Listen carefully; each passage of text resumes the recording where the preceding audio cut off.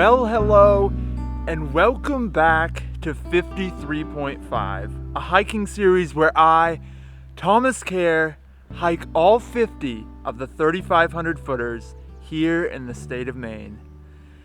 Man, does it feel good to say that. It has been far too long since I have done a 3,500 footer. Maybe you've been thinking I gave up on my attempt to do all of them, but alas, I have been away from hiking for a time. I have been focused on other things. This winter I got engaged, and then my fiance and I bought a house, so I've been working on that. And in addition to that, the weather has been really rainy every single weekend, so it's been really hard to get out and do any good hiking. I did a few months ago get to go to Hawaii, however, and do a big hike of Mauna Kea, which if you have not seen that video, go check it out.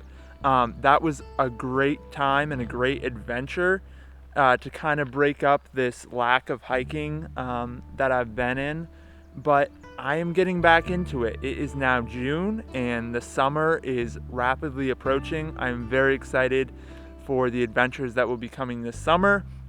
And the amount of videos will start to pick back up as I get out and do those adventures.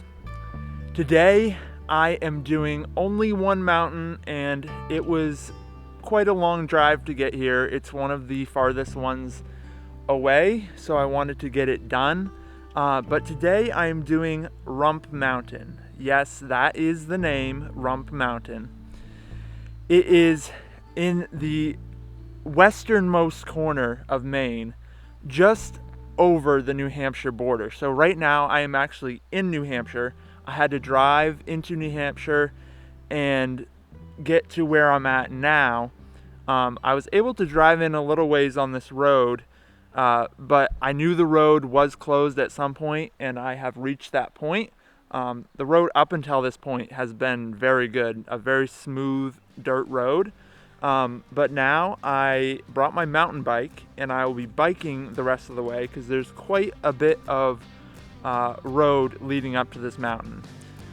This is a bushwhack, but it's not a very long one. I think about 4 miles round trip of bushwhacking. But to get there, the entire route altogether was about 16 miles. That was from the main road, but since I was able to drive in, shorten that a little bit. So without any more jabbering away, I will get going. The mosquitoes are swarming around me, so I should probably get moving. Let's see if we can summit Rump Mountain.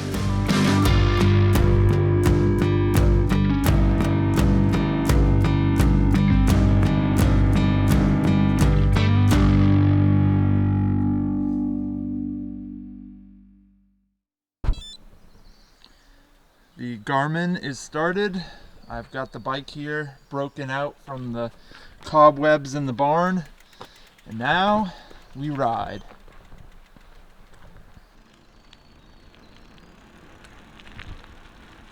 Road closed to motorized vehicles, but I am here on my man-powered bicycle.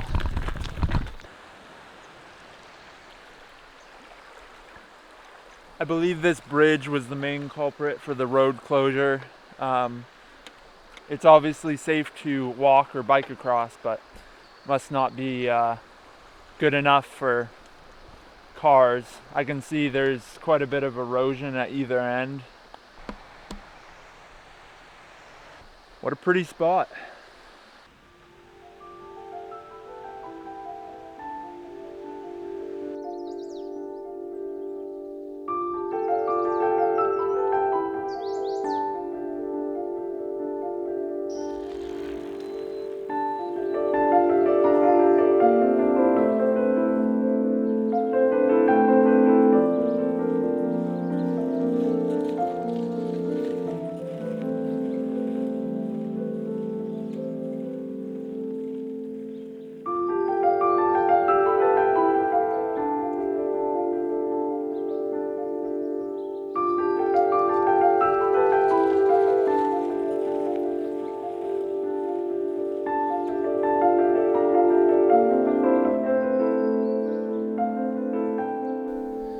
Look at all the tadpoles in this little mud puddle.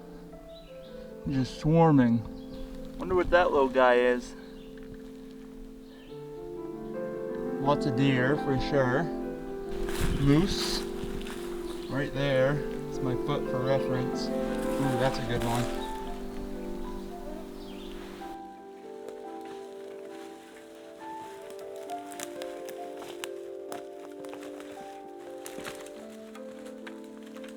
I made it. This is the official start of the bushwhack. There's nothing to signify it except that I have kind of a route on my GPS. So this is where I will leave my bike. It was a pretty good ride in. 6 miles of biking to this point. So yeah, mostly biking on this trip, but I still have around 2 miles up to the summit of bushwhacking. The start of it doesn't look terribly thick. It's not wide open, but it looks moderate, so hopefully it will stay fairly moderate up to the top. We'll see. I am going to take this long sleeve off, at least for now, because although it's kind of cloudy today and not super hot, it is so humid, and yeah, I've just been hot this whole way up. I may end up putting it back on though for the sake of bugs and sharp sticks, but for now I'll let myself breathe a little bit. Alright, I am stoked to get into some bushwhacking. I'm ready to fight through the thick Maine wilderness, so let's get to the summit.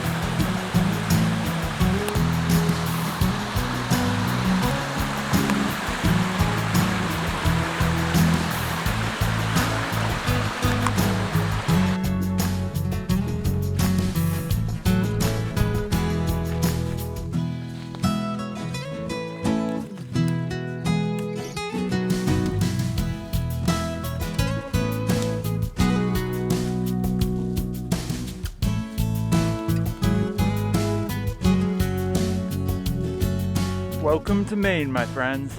I've finally crossed the border back into Maine. This part is steep, steeper than I expected. And I'm not even going up that really steep part on the mountain. 'Cause there's a part, it's probably just straight up cliffs, but anyway, this part in itself is steep enough. Kind of reminds me of Beau's Fur, some of the really steep sections, so it's good. It's making me sweat. This is what I've been waiting for so long. I'm kind of following my route, not exactly, just trying to follow the terrain more than anything. You have to keep an eye on it because the terrain can kind of channel you the wrong way. So if you're not careful, if you just try to always take the easiest path, you can end up way off your course. But to some degree, it's good to just kind of try to follow how the woods are kind of leading you. So that's what I've been doing, and yep, it's feeling good. I'm getting up there. I just found a moose skull. No way. Looks like the skull that Noah and I found on the North Horn. Super mossy. It's been there a long time, but that's super cool. All right, I have it strapped on the backpack, and I'm gonna bring it to its final resting place on the summit of Rump Mountain. I'm getting cliffed out at this point. I have to just follow the contour rather than going up it, because there's like a wall of ledge that I can't get up, so I just gotta keep working my way until I can find a slot to work my way back up. It looks like it kind of evens out though over here. I should be able to get around it. So I'm into the thick of it now. I'm in this one little clearing, but I have to go somewhere through here. I think probably this is gonna be my best bet, and hopefully it doesn't last long. Okay, after a lot of thick bushwhacking, I am up to 3,500 feet. The summit is at 3,600 feet. So I am almost up on top of the ridge, and then from the ridge it's just one more little bump up to the top. I don't know if I'm gonna find a herd path, but if I'm gonna find a herd path, it's probably gonna be up on the ridge. So maybe I'll hit that, but fingers crossed. It looks like I'm out of the thickest part. Up here you can see it's still fairly thick, but it's a lot less branches, so it shouldn't be as bad, and it's not too much further regardless. So that's what I'm working with. I've gotten a few little peeks out at the view, but it is so hazy today, and part of it's because it's like really cloudy, and it's actually like just barely sprinkling. So I think that's part of it. I'm wondering if part of it's Canadian wildfire smoke. But either way, it's like, unfortunately, you can't really get a clear view. But any view I will take. So let's see if we can make this last push up.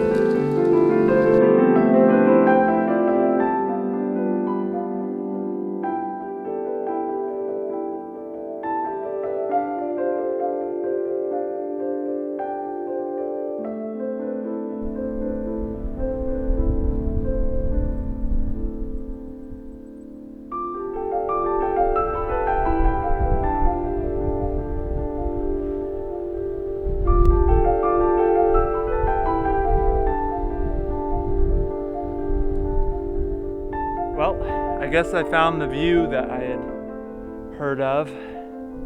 It's a good one. Again, if it wasn't so hazy, you could really see far and see a lot. But it's still super pretty, even what I can see. Okay, let's tag the summit.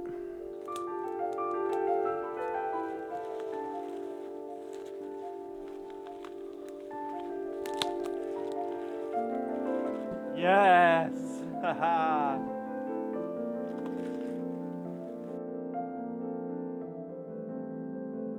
Rump Mountain, Maine, 3,500 footers, number 33. So that's Rump Mountain. I left what part of the moose skull that made it up here, right here by the canister.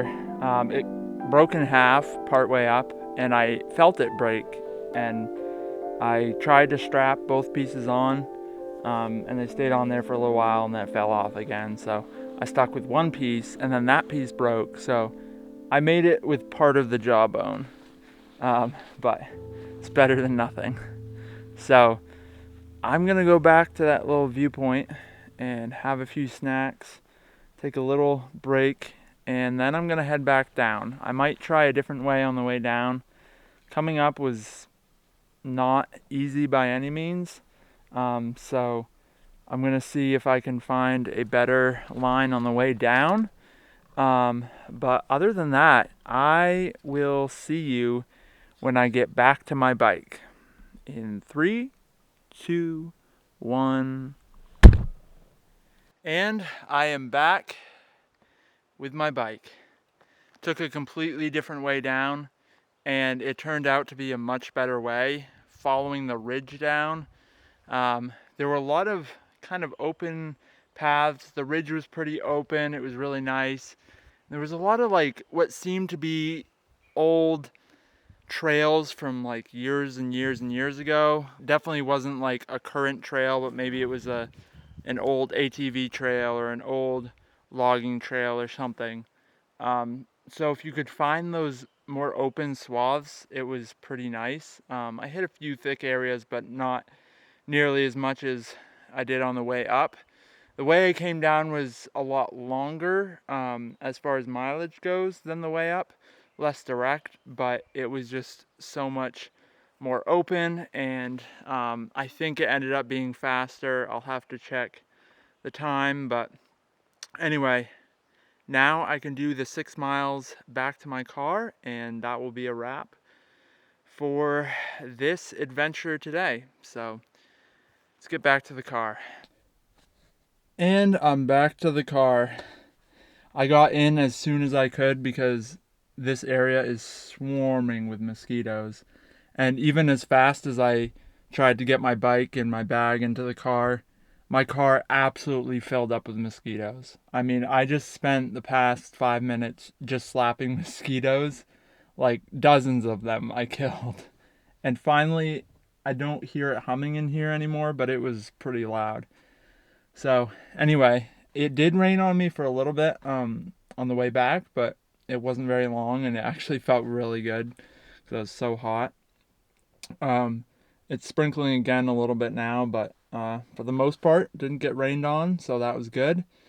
But this was a successful hike, so that is always a good thing. The way up was a lot tougher than I expected. Although it was short, it was just absolute snail's pace. The way down was better, but overall it was a tougher bushwhack, I guess, than I expected. Just a good reminder that bushwhack miles are not equivalent to hiking miles. You definitely have to leave yourself more time than you would for just a standard hike, because sometimes, or a lot of the time, you end up at a way slower pace than you would have if you were just normally hiking. So it all worked out, and I made it out in about the time that I had kind of allotted myself, so that's good. The biking definitely makes up a lot of lost time. But yeah, I had a great time exploring this corner of the state. So thank you for watching, and if you have not already, make sure to subscribe. Like I said, I have a lot of videos coming this summer, so stay tuned for that, and just subscribing would really help me to get towards my goal of 1,000 subscribers, so that I can keep making videos for you guys as much as I can. So thanks for watching, and until next time, stay inspired, stay creative, and I will see you in the next video. See you later.